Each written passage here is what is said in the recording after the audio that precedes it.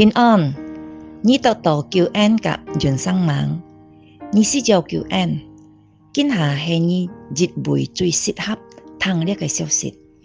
人嘅生命結束在兩個地方，就係人人獻發在天獄嘅火，或者生命及人人得救在上帝裡面。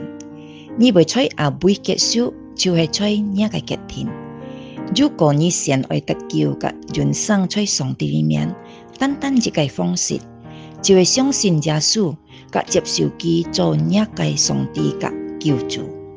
如果今日你決定愛相信呢個救恩，你已經得到了，請你專心來安樣講：主耶穌，今日我相信及接受你做我嘅上帝及做我嘅救主，求你落在我嘅心，及帶領我行出呢個路。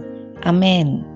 如果你專心決定接受，你今日得到救恩了，天上嘅阿爸歡喜快樂接受你，呢個名已經寫在生命書了。